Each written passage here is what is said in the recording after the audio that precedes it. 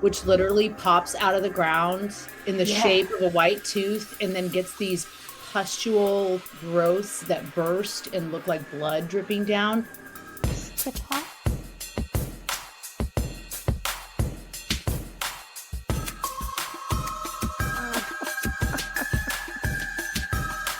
Obviously, I'm going for monkeyfish. Do I have a choice? No. I stole it. Okay. Oh, pendulous breast herself. Chase you through a cave. I know you do outside. And we're going to talk about how wrong you are after this. Hey, everybody, and welcome to Monsters Lounge. I'm Jeni. And I'm Tressa. Tressa, this has been such an eventful past few days. Apparently, I've just been marching. I marched on Saturday, and then You have a car, though, right? I marched today. I do, Oh. I do. But apparently, I just march when I'm upset about something, and then I just go. It's fine. Okay. Everything's fine. The world's gonna be fine. No, okay. Anyway, yeah, I have a terrible opening. Unsurprising, terrible opening. What? No, that was great. I like to hear about exercise. Yeah. I did a lot of exercise. It's fantastic, and it's warm, and things are starting to grow. It's so exciting. Oh, I'm delighted about it. You can see the buds on the trees. Violets are going to be here pretty soon. The daffodils are starting to come up. I'm so excited, and it's warm-ish. That's the most important part, because I don't Yeah. care about plants. I mean, that's understandable. I did try to force you to look at plants all of the time for like a while. I don't even remember this because I was not paying attention. Right. Oh, that would be weird. Well, how fortuitous for you then that we are going to be talking about some plants today. So that's great. I'm sure you're absolutely excited, but I am, because I love our guest. I know. She's the funnest, so interesting. I can't wait. Jeni, give us her intro. Oh my goodness. She is, yes, all of the above. She is Varla Ventura, everybody. And this is so exciting. She's a writer, a traveler, and self-described rotten botanist. She has a passion for the strange. She is an author of 7 books, which are fantastic, exploring all kinds of topics like paranormal games, corpse-scented plants, and mythical creatures. And her latest is Enchanted Plants, a treasury of botanical folklore and magic. And it delves into some of the mysterious roles of plants and the roles that they've played in some of our best folklore and fairy tales and all of the things. And we just absolutely adore her. So please help me welcome Varla. Yay! Huzzah! Great opening. Thank you. It was not awkward at all. I'm not known for awkwardly introducing people or having terrible openings. No. It's fine. Hopefully I was muted, because when Tressa said like that she didn't, as long as it wasn't about plants, I was like, perfect. So anyway, here's our guest. Thanks for insulting my whole philosophy and way of being. No, it's cool. that was an insult. Just my opinion. Well, the weird thing is that I made her tell me her favorite flower, and she was like, "Well, I guess it's the calla lily." And I was like, that's a nice one. Like, that's a great flower for your favorite flower for somebody who's like, I don't like plants. Yeah, she didn't You know say why? something pedestrian like a daisy. Yeah. Right. That's why I like the calla lily, because it doesn't look like a flower. It looks like something weird. I don't, you know? Well, technically, it's an inflorescence, so you're onto something there, Tressa. Boom. You hear that? What's an inflorescence? An inflorescence is a floral structure that's made up of a bunch of flowers. So like a lot of the things, a calla lily is sort of related to, it's in the arum family, the Araceae family. And so a lot of those aroids, the arums, have those kind of flower structures, which I also love, that kind of with the nice big stamen sticking up in the middle. Things are starting to make a lot more sense right now. I love a stamen, I gotta say. Well, have I got a stamen for you? Let me tell you. I'm listening. Okay, well, there's the corpse plant, which of course has a stamen that can get like, 8 to 9 feet tall. It'll be a little big. But my personal favorite is it's actually called a black calla lily, but it's not. So calla, I don't want to get too nerdy here, but calla lilies, as we know them, white calla lilies, are actually not a true calla lily, but true calla lilies. Anyway, whatever. There's one called Arum palestinium. It's native to Palestine, and it's black, and it really is like this beautiful kind of maroon color. But the stamen comes up, and it's about like it's if the flower or the inflorescence, so sort of like the curved petals that are around it, those will get to be maybe 4 inches, and then the stamen sticks up about 7 or 8 inches, and it's solid black, and the whole thing is like rotting meat when it blooms. Oh, that's so nice. Sexy. Perfect for a wedding bouquet. Well, so we're just kicking it off here, girls. Yeah. Trust me, that's a flower you can get behind. Yeah, absolutely. This is starting to all come together for me now. I get it. I was like, oh, that's so sweet. No, now I get it. Okay. All right. Yeah. It looks exactly like what you think it looks like. Mm-hmm. Yeah. Away? So actually, along those lines, the corpse flower's botanical name is Amorphophallus, which basically means it means misshapen penis. That's what it translates to.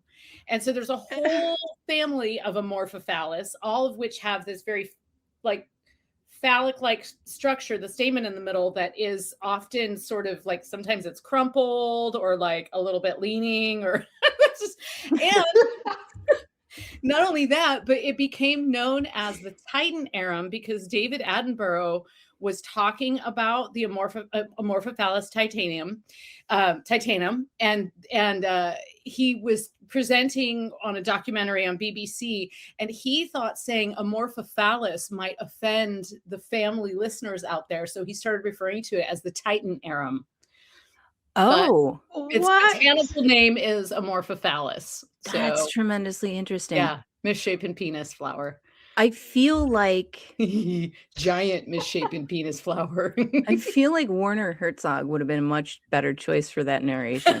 Oh yeah. Oh yeah. Oh, that would have been fantastic. Yeah, like it just really. He's got a new documentary about elephants out, and it looks spectacular, right? And I haven't watched it because I can't stop giggling with him narrating, because because I just feel like he should be talking about the elephant in some way of like marauding off into a desert, and I don't know, like something devastating, something terrible should happen. Yeah. Well, like something terrible does happen. Yeah, and then the elephant builds a bear-resistant suit, and then there's a war. That's what needs to happen. In the name of sweet, sweet vengeance for Grizzly Man. Yeah! Vengeance! I swear we're going to talk about a book here. Listen, have I told you how much I love the binding of the book and the pages? It's a beautiful book. Oh, I have one. I have a copy here. So please, because mine is actually upstairs. It is just gorgeous. It has look at that thing. gilded edges. Oh, love and a ribbon bookmarker. Where's my ribbon bookmarker it's right important. now? These are important things. Okay, so my ribbon bookmarker is under Deadly Nightshade. So it has this lovely ribbon bookmarker. Yes, and it has pretty pictures inside. Here's Deadly Nightshade. It matches your walls and my walls. And so it was great because I actually was doing this panel the other day at a library because Enchanted Plants is is a finalist for Minnesota Book Award, which is like Congratulations. That is so cool. Thank you. It's a really crazy big deal, and it's been absolutely delightful getting to know all this. They had this big event at this beautiful old library in St. Paul. Like, it was built as a library in like 1880 something, and it's still a library, and it was just absolutely gorgeous.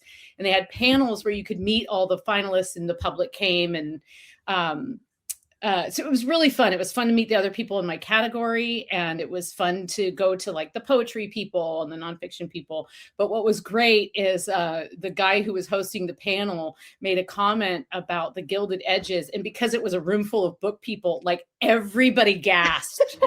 I am saying, I am mocked for complimenting the binding and the edging on books, but I am telling you, there is something so spectacular about finding a book that is just aesthetically beautiful. Aesthetically, I'm sure I've told you guys this before, but when I got my first copy of this book, like, I knew it was they told me it was gonna have gilded edges. They told me I was getting a ribbon bookmarker, because I had actually said, well, Jeff got one. So, because Jeff and I have the same publisher, I was like, Jeff got a ribbon bookmarker. Am I getting one? Yeah. Of course.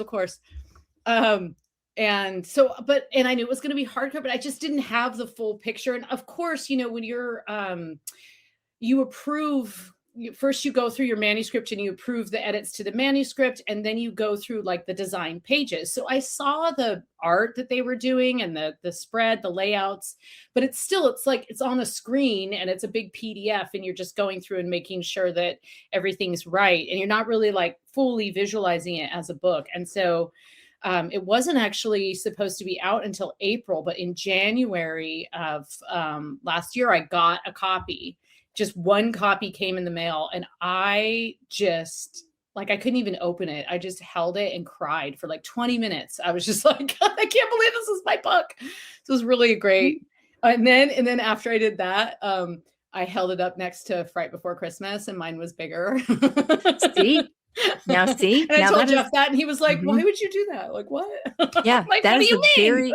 you should have. That is the very same person who was mocking me for being excited about the binding and the ribbon. Yes, he said something to me. He said, doesn't it insult you when people say, talk about the design, and they just go on and on about the design of your book, and you're like, what about the words? And I said, no, Jeff, because I know that my words inspired that design.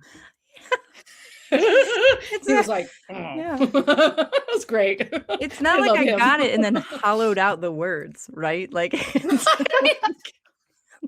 fuck the words. Wait, are we allowed to say that? Book. I'm sorry. Yeah, who knows? No, that's fine. When he came on the show the first time, and Jeni was like, and then the bookmark and the ribbon and the binding, and he's like, yeah, I put words in there too, you're probably the reason he said that to me. Probably. Oh, full circle. Like, he was so mad, and I was like, but it's great. But I'm a book lover. I love the book. Can we just remember that he's a Leo, please, and just Yeah. Gotta compliment I'll hold on to that. We love you, Jeff, so much. My goodness, so much, right? Yeah, and I intensely embarrass myself every single time. First, I insult them about the book. Last time, I told them that he makes me nervous to talk to him because he's so witty. So I'm why would you admit that? Seemed like a thing to do. Did you not hear the part where I said I get nervous? Stuff comes out of my mouth. Oh, you can't help it. Just as witty. You're lovely. Oh, I can't help it. So please, no one's as witty as Tressa, though. We all know that, so we don't even try. Yeah, that's kind of hands down.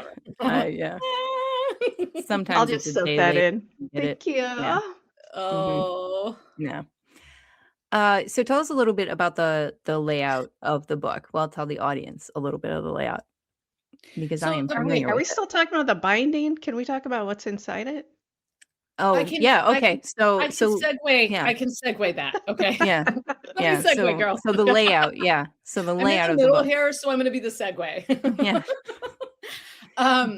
So the book is laid out. Okay. So I set about, and I was thinking, like, I love plants. I love plant books. I love I like books about herbalism. I like botany books. I like plant magic book, like any, just picture books, gardening books.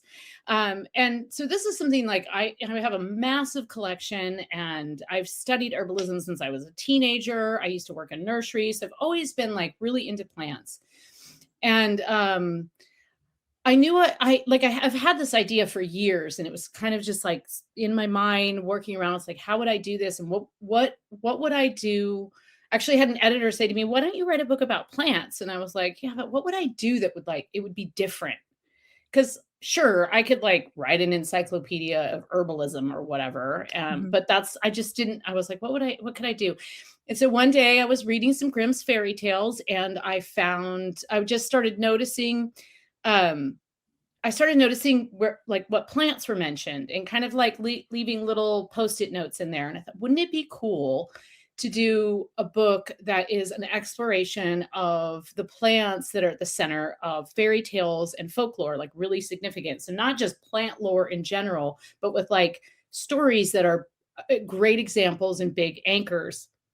And once I got that in mind, then like I started going crazy, and I was like, okay, here's this story and here's this plant. So I started organizing it by by plants. I had, I can't remember how many plants are in that book, like 70 or something like that. So I had 70 individual documents, actually more, because a bunch of the plants got thrown out. And I just organized it by plant. So I had an apple document, about belladonna, deadly nightshade document. And I would just put in any information I came upon and anything I was like writing or thinking about it. And so that's how I started to compile it. And then I put together like a book proposal. And in the book proposal, you have to like give some idea of structure. So I kind of loosely organized it by I knew okay, witch's garden for sure. But I really was like, how am I going to actually structure this book? And I decided that in the end, I would structure the book by the type of, I would group the plants by the type of garden that you would come upon in a fairy tale and what plants you might find there. So rather than just doing an A to Z, so you start out in the Queen's garden, you go to the cottage garden, then you go to the witch's garden, then you go to, you jump on your horse and you ride out to the meadowlands, and then you tromp through the meadow and you end up in the forest, and then you get through the forest and you end up at the water's edge. And so each chapter is actually organized in that way with plants that are appropriate to that. And then within each chapter, each plant has the all of the, like the botanical name, the magical properties, the medicinal properties, some of the general lore. And then for each one, I tell like a core story. In some cases I excerpted, and in most cases though, I retold, an amalgamation of multiple, different versions of a fairy tale. And so that's how I ended up organizing it. And once I kind of had that, then I was able to throw out certain plants because they just didn't meet my criteria. Yeah. So that's how it's organized. And there's pretty pictures for each plant. Yeah. It's so interesting. And when you were talking about it, because you were talking about this book coming out last time you were on the show, and it's fantastic. It's fascinating because for me growing up on a lot of those fairy tales, I knew the plants were there, but it never centered on it. For me, in my brain. And it's just cool to revisit some of those fairy tales and be like, oh, this had a way bigger role from a botanical perspective. And what I was looking for too were plants that were almost like main characters. So if you were to take the plant out, you would have and put a different plant in, you'd have a different story. And one of the most surprising ones for me was Cinderella, actually. Yeah. Yeah, because I'm guessing if I asked you what plant you associate with Cinderella, you would say pumpkin. Yes. And that there is a version of Cinderella that was rewritten by Charles Perrault in I believe, the 17th century, after pumpkins, which are indigenous to North America, after pumpkins were introduced to Europe. And you can imagine, Mediterranean climate, throughout France, this beautiful squash just looking rather magical. It looks like something from fairy tales. And so he retold the story of Cinderella, and that's where the pumpkin was introduced.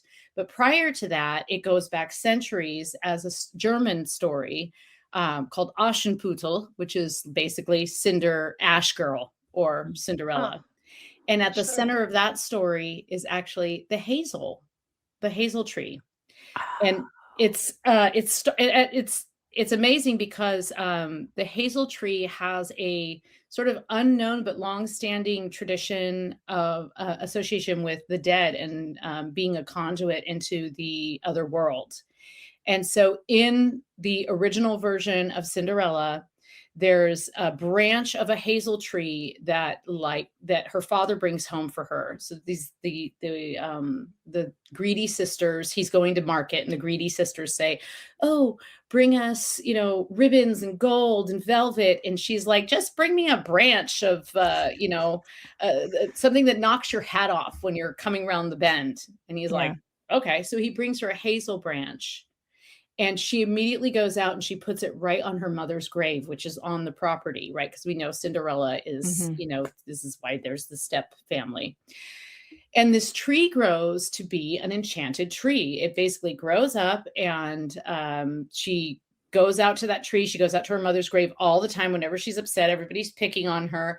And she goes out there and she talks to the tree and she talks to her mother. And the branch grows really quite rapidly.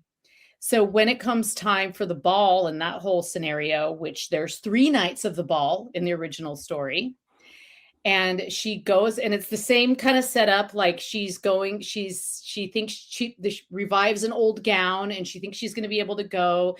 And one of the sisters says, "Well, but you haven't cleaned the kitchen." And she throws down all of these lentils on the floor, these like little tiny lentil beans, and then she has to pick them all up. So of course she can't go.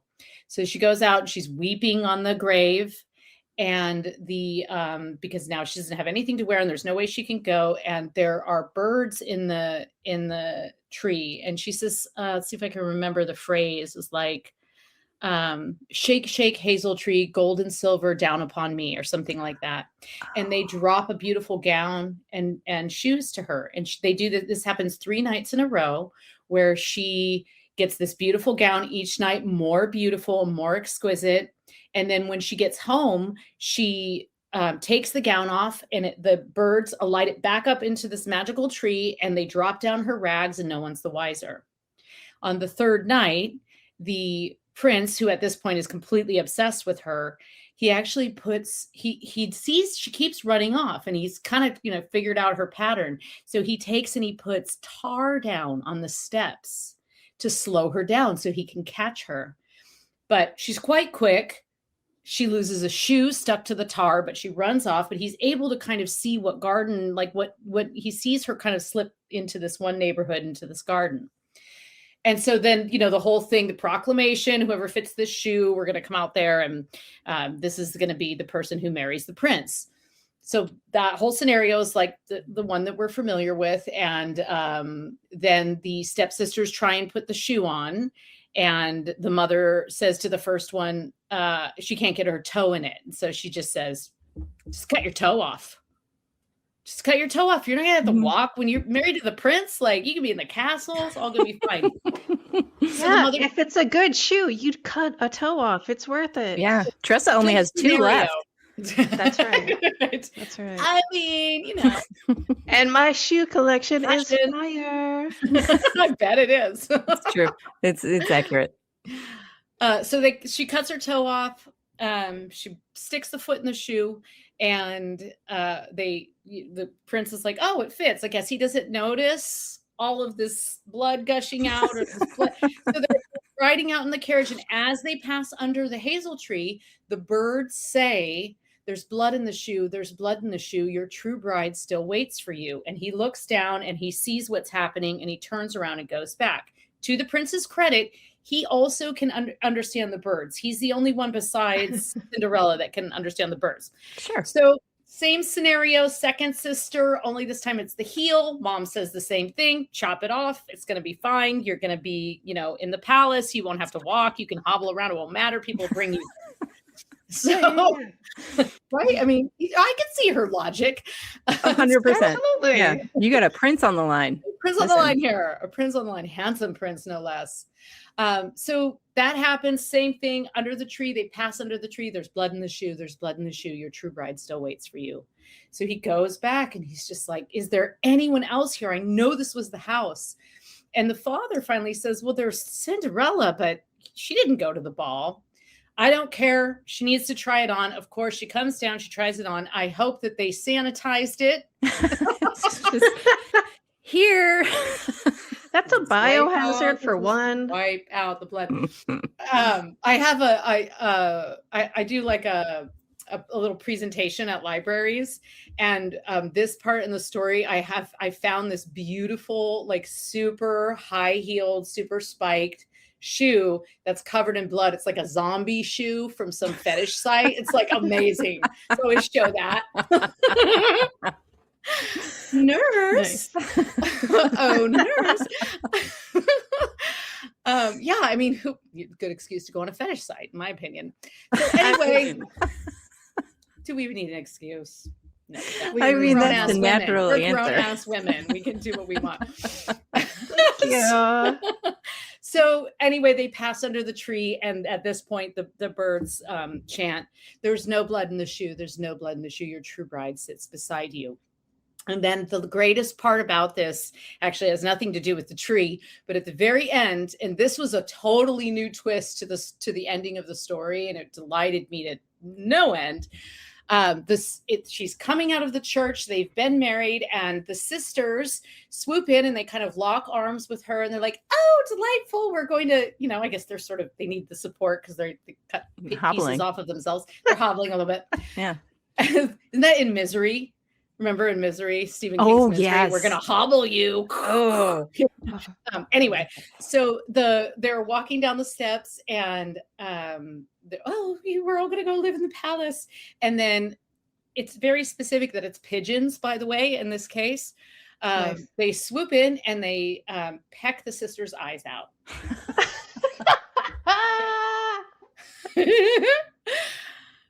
So see, pigeons are great. Everyone, enjoy a pigeon. Pigeons are so smart. I really got to go back and reread some of those. Those fairy tales. Crack open my book because I have that version in there. I know. I picked through. Obviously, I went through all of my favorite things first, and then piecemealing out the rest. The book is designed, or at least in my opinion, all of the books that I write, I always have kind of short little stories within them. So if you're not like I'm going to sit down and read a book person, you can just pick it up and you can find a story and you can kind of read it. And even out of the flow or context, it's meant to make sense. And that's true with this book. You can just pick any plant and read it. But if you were so inclined to follow me on the journey from the beginning to the end, you might get the narrative. Maybe. You might get the narrative, Jeni. No. I love that. I love being able to pick it apart and not have to read it all in one. Totally. That's too much. But what's not too much? Have you been feeling called to explore your intuitive gifts and deepen your spiritual practice? Then Pathways to Spirit was created for you. Sarah Lemos has been teaching Pathways to Spirit for over 16 years. And in that time, she's watched hundreds of students grow into their gifts with confidence and clarity. This isn't just about learning tools. It's about understanding how your energy works and how to use it with intention. Over 6 months, you'll learn about your own intuitive abilities and how they show up, along with many esoteric tools and practices to help explore your potential. But this course is about more than just learning. It's about embracing your sensitivity and living your best life. Register now at mediumsarahlemos.com. It's time to uncover your gifts and abilities. Are you ready to join this extraordinary journey? Fabulous. Hey, before Absolutely we get back fabulous. into the book, I just want to point out this comment from the beginning of the show. But Light Guy says, "Hello, I just joined Are you having a good day? Also, could you tell me what's happening? No, don't I know. could not. Could you tell? This is confused. So, Like in what context? Like, guy, like within the show, or just like the world at large? In Could you life? that's a great clarify? question. Yeah, Was it- maybe like guy could clarify that. Was What it? like I Like, really want. thank you so much for the question. I don't know that any of us can help at this moment, but thank you. No. Nothing but Maybe it love. was. Maybe it was my intro. In which case, again, the answer is I don't know. No. I don't know what was happening. Okay, I have a question for you, Varla, and I don't mean to derail the book and all the wonderful stories attached to it. However, you seem to know junk about plants, right? Do you also do you also have a big brain knowledge of the benefits of taking such plants as supplements and whatnot? Yeah. I that's all I have a know. pretty Next vast question. knowledge of that. Yeah. That's it. It was a yes or no question. Yeah.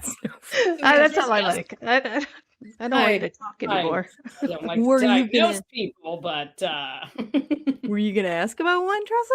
do you need a liver cleanse? No, or I was just curious because I don't know. I don't know how stuff works outside of buildings. So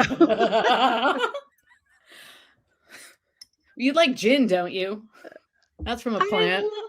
I mean, I enjoy. I always it, did yes. when I drank. That is, of all of the alcohols, the taste of gin is one of the ones that I actually miss the taste of. You could just chaw on some juniper berries. Right. Oh, For sweet. cramps Or- too. All right. Fir tree. Yeah. Cool. Problem solved. Yeah. Yep. Make a tea. Chew on a few cedar needles and some juniper berries, and you'll Uh-huh. get that same sensation. I was really Okay. surprised when I figured that out, or when I learned that, not figured it out. I didn't figure it out. What am I doing? Making gin? You discovered gin. Bathtub gin. There's the thing. I was surprised. I was like, what? Juniper? How does that manage to... Well, juniper's used to like really impart that very ginny flavor too. You know, interestingly, talk about a side rail.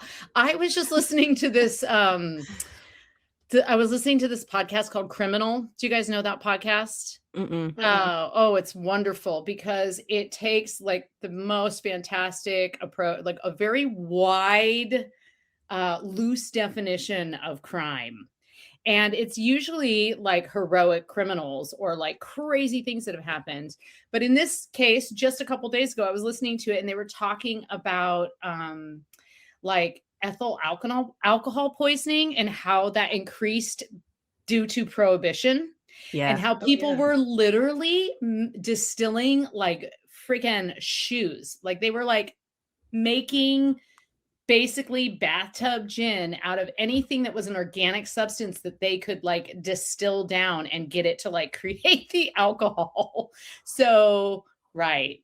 So there's a little history lesson for you. Yeah. And it was crazy. And it was basically the interesting part of it was sort of like, who's the criminal here? The people who are making alcohol out of shoes in their bathtub so that they can, you know, have something to drink, Right. or is it the government that is insisting that you know, people don't drink and therefore, you know, the poorest of the poor are the ones who are suffering, right? Mhm. So it was just like, it was a really interesting like view of it. And then also like they started like people were just like dying like crazy, like coming into hospitals, just like dying, like getting like crazy, like having seizures and then dying. And they started figuring out that it was ethyl alcohol poisoning.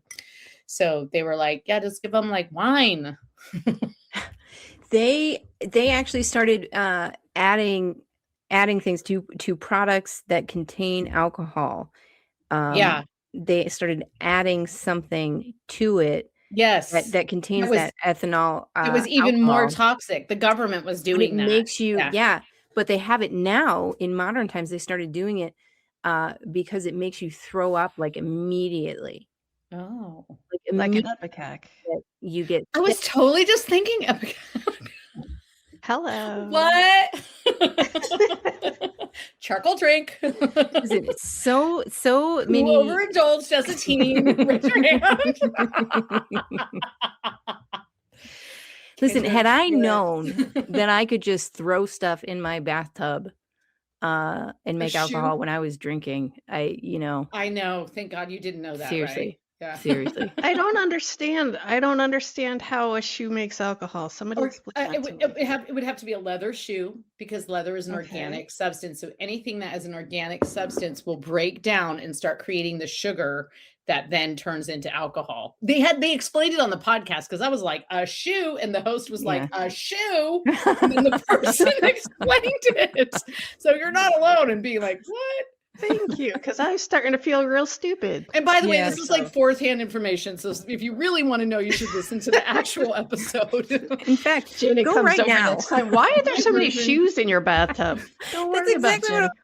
I was watching your face very closely in this entire. And I'm like, how likely is it that she's going to try this? Okay, it cannot be vegan leather. It has to be like, well, I guess it could Oh, be see. cactus. If it was cactus leather, which is Oh. totally a thing. Right. If it was cactus leather, it would have some organic. But like if it's vegan leather is like basically plastic. So I have Right. so many co-occurring thoughts. First of all, So Tressa, many. please don't do this. Come on, girl, Please you don't can do afford this. real alcohol. Secondly, I just yes. now you found your interest in plants. I mean, Plants I just are feel at like the it would be root- easier to make wine. Like wine is just juice that's gone bad. Why Yep. are we not just Mhm. making it out of fruit? Why are we Yeah. throwing Well, fruit was shoes in the scarce. bathtub? I mean, it was the 1920s. So plant a plant. What are you guys doing? I mean, those are flavorings. right? Let's bring it back. Desperate times. Okay. We all know what COVID was like, right? Like there was some desperate This is- action going on there. This is fair. This is very fair. This is incredibly Yeah. fair. A nation in crisis will persevere. Bathtub shoes. Sourdough bread and bathtub gin. Full meal. All right. Let me just interrupt Tressa's meal planning for a second here. We're on the same diet, girl. She's doing calculations. Meanwhile, so you've got this amazing book. Everybody needs to go purchase it and read it because it's fantastic and there are so many stories in it. But you were also involved in like a gardening club, right? Like some form of like a no. I mean, I hope to become an honorary member. I'm just like at this point in my life, I'm like, can I just get an honorary doctorate from someone? Like I'm 50, I'm Right, not going back to right. school. What I've been doing is promoting the book with everything from a lot of libraries have embraced it, and I do a lot of library talks, botanical gardens, some museums. And I have actually another book coming out available for pre-order now. And that's Rotten Botany. And that's coming out in the fall. And so I have another plant book. So I'll have, dual plant things. And then my next book is also probably going to be a plant book. But I don't want to talk too much about that because I haven't sent the proposal in yet. That's fair. That is absolutely fair. So what is Rotten Botany going to be? So Rotten Botany is it's all the weird plants in the world. Maybe not every single one of them, but damn near every one of them. So it's basically all of the strange plants, strange plant behavior. We've got an entire section dedicated to all the plants that smell like death in order to attract pollinators. Chapter dedicated to carnivorous plants. There's a super gruesome chapter dedicated to fungi because there are some like insane things going on, like the bleeding tooth fungus, which literally pops out of the ground in the shape of a white tooth and then gets these pustule growths that burst and look like blood dripping down, which actually have extreme antiseptic properties and are really like extremely medicinal. So Gross. basically, like a dead man finger mushroom dead man's too. finger, Is that's that in what? there. Yep. Oh God, Yep. that's crazy. Yep. Dead man's fingers. All kinds of also like the strangler fig, which is this marvelous member of the ficus family that slowly suffocates its fellow plants. It's not a parasite, but it has no structure of its own because it's a vine. So in the Amazon, it grows around like a tree that maybe isn't doing so great to begin with, and then it slowly chokes it out and uses it as a structure so it can get to the light, because that's in the rainforest, everything's trying to get to the top of the canopy because that's where all the light comes in, because there's a very, very little nutrients in the soil, and a lot of plants have like shallow root systems because of that. So there's that. There's carnivorous plants, of course. Just all kinds of like freaky things, black flowers and true black plants like black mondo grass, which is one of the only true. I maintain that black mondo grass is the only true black plant on earth. If you pick a blade of black mondo grass and hold it up to the light, nothing penetrates it. All other black claiming flowers and plants have a maroon or purple quality, but not black mondo grass. It is solid. Hot take. You heard it here first, folks. Now, where does that grow? Actually, it's native to Japan, and but it will grow. It'll grow in your garden. It looks like a spider. You, what zone are you down there? 5 or higher, right? I think you're 6 in Chicago, maybe. Yeah. It'll grow there for sure. It grows in 5 or higher. Yeah. I'll send you a link. Kidding. Yeah, Oh, they're beautiful. Yes, They look incredible. If you put them, this was taught to me years ago by my favorite plant person on earth, Bill Barnett, who was like the manager at this garden center that I worked at. And he was just like this genius horticulturalist. And he said, you take black mondo grass and you plant it in a cobalt blue pot with Chartreuse saliginella, which is a kind of a mossy plant. So you have Chartreuse in black, and then you put like a tall, spiky thing in the middle. It doesn't matter what it is. Oh, I love this. Winning combo. Gorgeous. Yeah. I love this so much. So that's what that is. And it's not a magic book. I don't get into the magic or but I do get in. It's more into the history and the strange behavior of plants. It's really, I'm about to get the manuscript back from the copy editor, and hopefully I can handle that. Oh, I'm so excited. Because it was very, very difficult to write some of that, because again, I organized it in the same, I was writing it the same way, where I just had a document for each plant, and then I started assembling it. But like all of those aroids that we were talking about at the beginning, all of those things in the arum family, like the Amorphophallus and the various voodoo lily and vampire lily and all those good ones, they have really similar behaviors, as do a lot of the fungi, like the carnivorous plants. It's like really similar behaviors. So when I sent the manuscript in, I said, please flag where I've said putrid too many times. Like, help me. It was the greatest copy editing memo I've ever written in my life. Seriously. It's like, please let me know if I've been too redundant with words like corpse, like I went to the online thesaurus and typed in fetid. And then I printed out a page of all the alternatives to fetid, and I had it next to me on the wall while I was writing. So I could be like, okay, you've already said fetid 3 times. What else is there? Okay, there's, and one of my favorite words. So there's like this thing in the corpse plant. It's called a cadaverine. Oh. And so corpse plants and all of those plants that produce those horrible smells have something in them, their constituents, called cadaverines and putrescines. And putrescines make things smell like vomit. And cadaverines makes things smell like rotting corpses.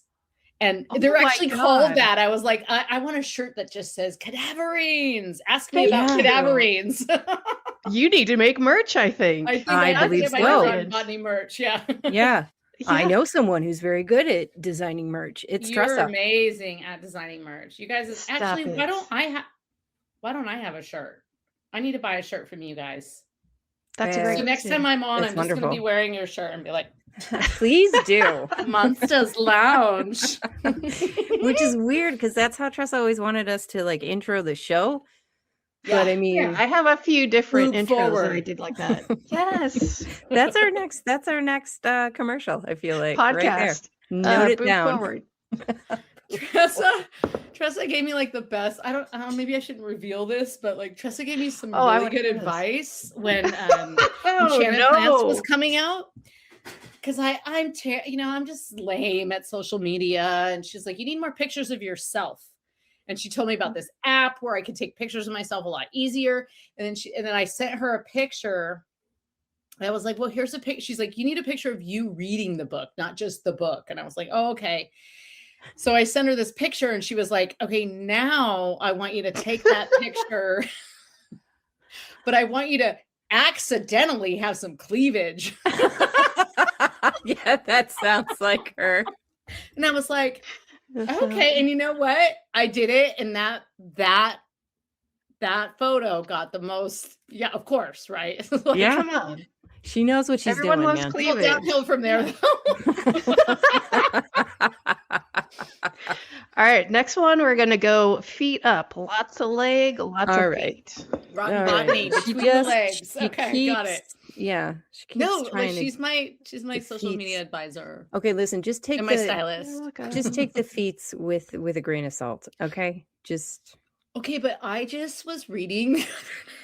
This is like we're going off the rails. I was just reading the other day about this woman who made a bunch of money just like taking pictures of her feet and putting it on this site called like feetpics.com or something. Yeah, Yeah. Feet Finder. yeah, Mhm. yeah, Yeah, I'm familiar. yeah, How hard can that be? yeah. Well, But it's a then I lot was of looking and promotion. then I was kind of like looking, I was like, well, how viable is this? And then again, like I know. Yeah. Hey, I gotta support myself somehow. People need to buy my book, so I'm not like desperate and ending up on Feet Finder. And so I like Excuse I me. was looking and sorry. Rude. Oh, come on. We did talk about your shoes. There's nothing. I'm not Yeah. passing judgment, but I was like, "What? Well, here's the thing: you get like $10 for a picture." I'm like, that is not worth my time. I'm sorry. That's a Right. lot If of one yeah. person is buying your picture, it's not worth your time. However, if you promote it enough, listen, we Right. don't need to talk shop right now. We don't need to- we already established that I'm terrible at promotion, so this is why I would fall feet first. Uh-huh. Yeah. I'm just running through the Rolodex in my brain of how many Of- conversations that I have ever had about Ooh. feet photos and if it has Feet? ever been with anyone many? other than Tressa. Well, you I can can't add help me it. I have now. a gorgeous Oh, well, she's feet. in the convo, so yeah. Right. Oh, Hey, yeah. well, hey, I hear there's some sort of writer's retreat. Oh, retreat yeah, coming I've up. heard this Ooh, let's too. Why don't stay you up tell all us a night little at the about that? Palmer House. We're gonna stay up all What? night at the Palmer House all night, every night. Uh-huh. Okay. We'll be Okay. sleep though, right? No, I like sleep. on though. Sunday. You can sleep Okay. on Sunday. Okay. All right. All right, that's fair. Yeah, make sure Dave doesn't schedule my my day session too early. Yeah. Nothing before 11, please. 11. That's too early. Yeah. Okay, yeah, high noon. You can have a high noon at high noon. Okay, so it is, correct me on the dates if I'm wrong, but it's July 31st through August 1st. I just got the dates myself. July 31st through August 1st. So it's a Friday and Saturday, and it's at the Palmer House in Sauk Center, Minnesota. And this is a writer's retreat. It's, let's see, who's there? It's me, Jeff Belanger, Just can we keep just saying Jeff? People are like, who's Okay. this Jeff? Who is And then this the next dude? comment is going to be, excuse me, could you please tell me what's happening? Who is Dave, Jeff of and what's course, going Dave on? Schrader, Richard Estep, Kat Neff, who is a publicist for Llewellyn and has been for years. I've actually known her we used to party in San Francisco together. I've known her for like 30 years. And then her first name is Amy. I've forgotten her second name, but she's an acquisitions editor for Paranormal at Llewellyn. So she's going to be there, and everybody's giving different workshops. The writers are all giving, we're all giving, like I call them generative workshops. So I'm doing 2 different ones. Mine are both generative because I don't want to sit up there and go ahead. Yes. Hi. Yes, my name's Tressa. Can you tell me what generative means? Yes. I am a yes. dum-dum. Thank Generative means the generation of ideas. So my classes are designed to inspire you to like create ideas and come up with ideas of your own. So I personally will not be telling you how to get published or how I came up with my ideas. You can ask me at the bar. I'm happy to tell you. But my 2 things are, so one of them is basically, I call it like, I think these are the ones we landed on. I call it speed dating for writers. And you don't have to be an experienced writer, and it works for any genre. But what happens is you come in and I just hit you over the head, or I whip you repeatedly with. We're gonna have to have Dave charge more for these tickets. Seriously, though. I just throw all of these different scenarios and prompts, songs, sounds, pictures, and you have just a few minutes to write something inspiring. And there's interactive stuff where you're writing with other people.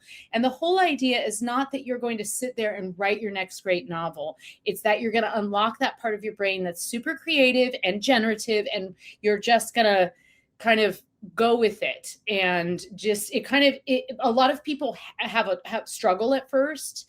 You're throwing prompts at them and they're just like, oh, I don't know what to do. And then I see it. I teach these classes all the time, and I see it time and time again. About 10 or 15 minutes into the sessions, all of a sudden people can't put their pens down. So that's one of my sessions. And then the other one is I call it clean cup, move down. And it's an Alice in Wonderland themed writing like game.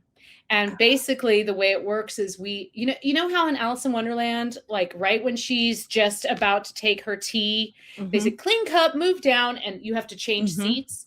It's that, but with stories. So someone will start a story at their spot, and then they have to move. It's like musical chairs meets Alice in Wonderland meets writing. And in the end, you end up with these completely wacky, amazing stories that everybody has contributed to, and we all read them and laugh and, sip tea. I love that. It reminds super me fun. of improv. It's like, yes, you're taking this class.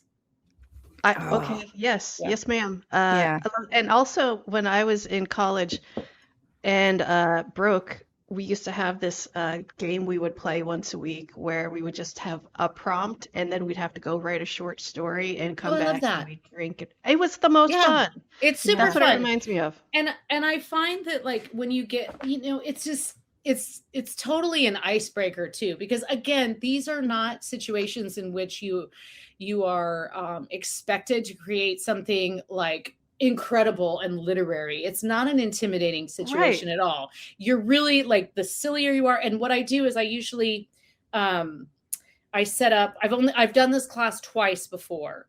And where you set up, like I actually have teacups, and in at your first place at your teacup, you have 3 prompts in there, or 3 words or whatever they are that you have to integrate into your story somewhere along the way, but you keep them with you. So there's not a lot of redundancy. And then I usually put out like weird objects. And I mean, I can't even imagine at the Palmer House, it's going to be incredible because that's the perfect setting. So I That actually sounds sent so Dave, fun. Dave was like, what do you want to, what would you want to do? And I literally sent him, I just spammed him. I'm like, here's a document with all of the classes that I could do. Like, why don't you Nice. pick? Yeah. Oh, I It was love this. great. It was great. So, but love then this so I know much. Jeff is doing one that's very prompt driven and kind of unlocking a story. I think, Richard's doing, so the three of us are each doing something that's kind of more generative. And then I think that, Richard's doing something about how to actually complete a novel or complete a book, which is really important for writers. And I'm not sure what Jeff's second one is, but they're all, there's art of the book proposal, learning how to write a book proposal, which is super vital information.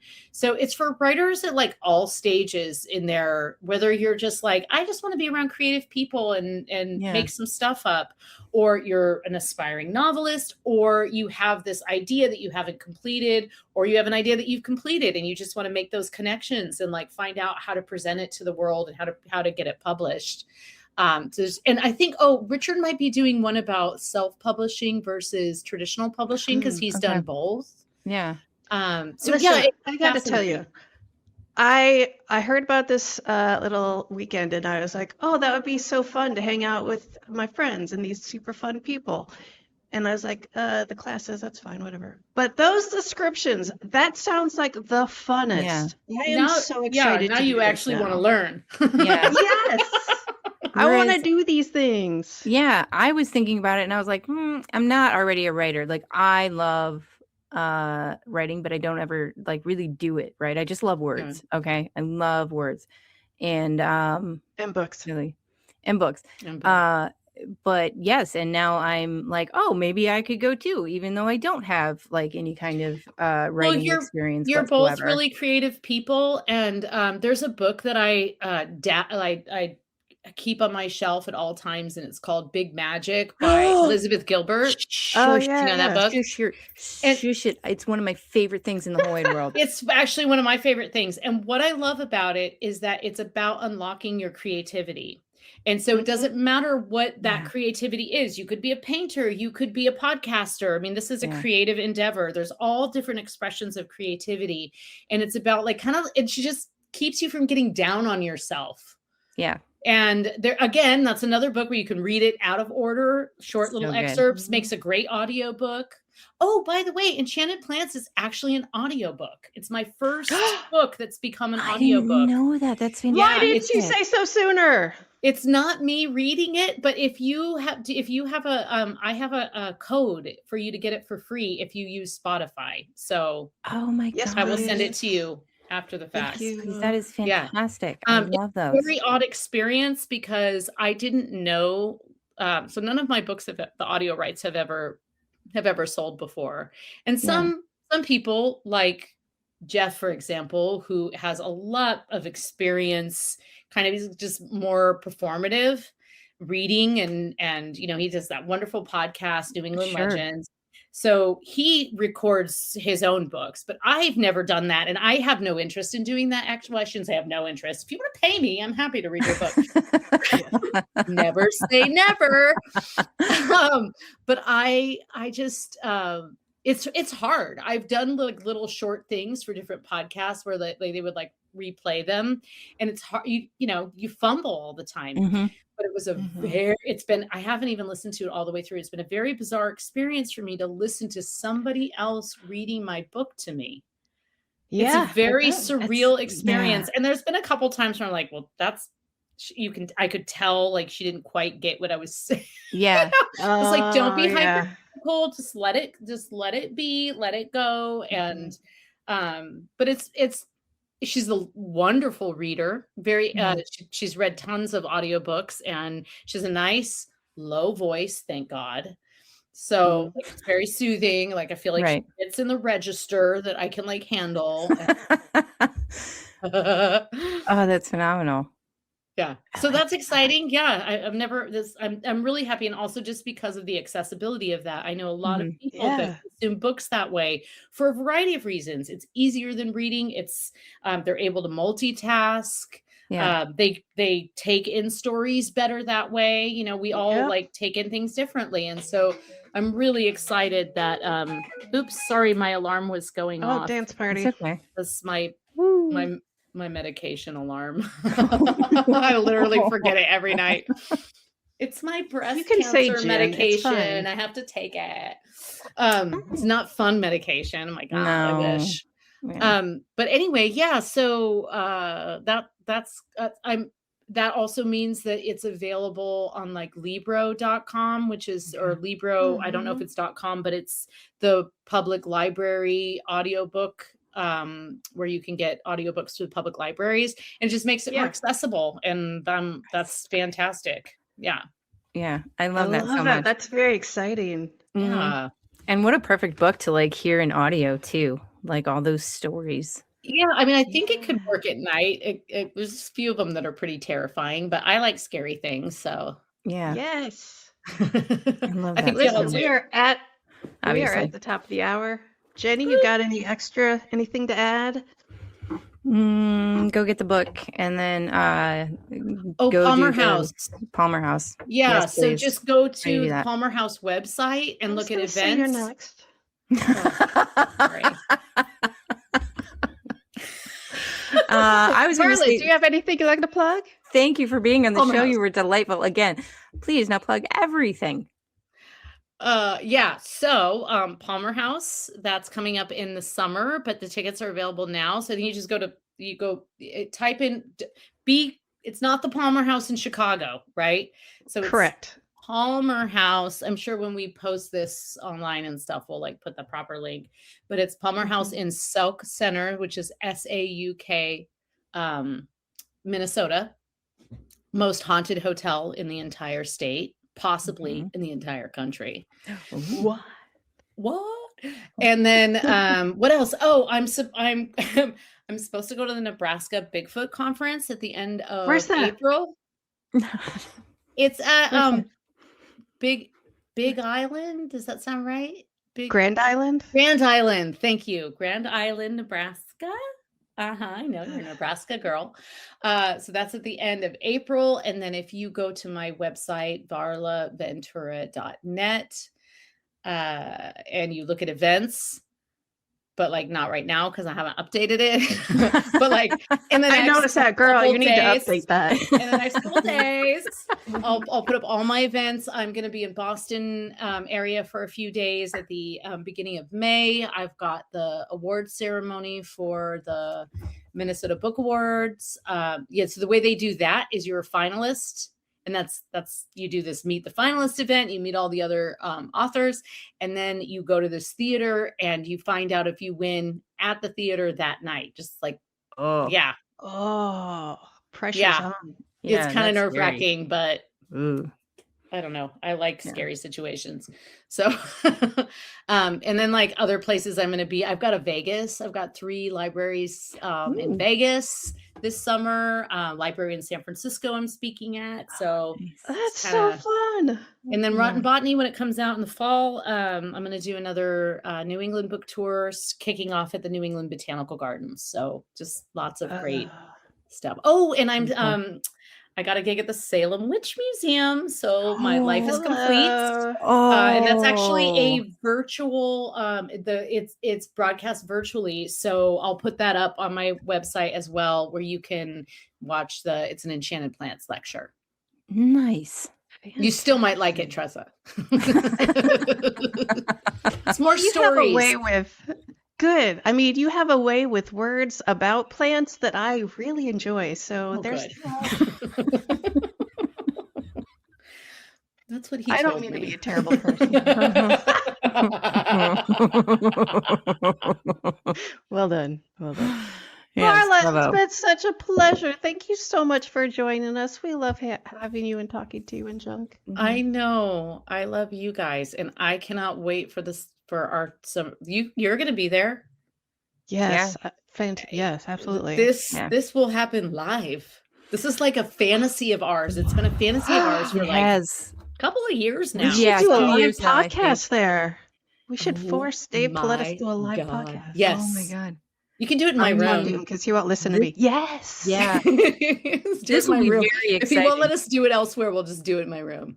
Mhm. Yeah, absolutely. This will be very exciting, and then everyone can watch what happens when Tressa has some wine or something. And you can watch what happens when Varla has some whiskey. I'm a little afraid, but also real excited about it. What do you think's in this cup, Jeni? Just kidding. It's tea. Is it? Yeah, sure. Tay. It's Tay. Everybody else, hey, if you want to go see our website, you can check it out at monstersloungepodcast.com. You can email us and find our merch and our socials and stuff. But we really appreciate you guys joining us. So until next time, thanks for visiting the Monsters Lounge.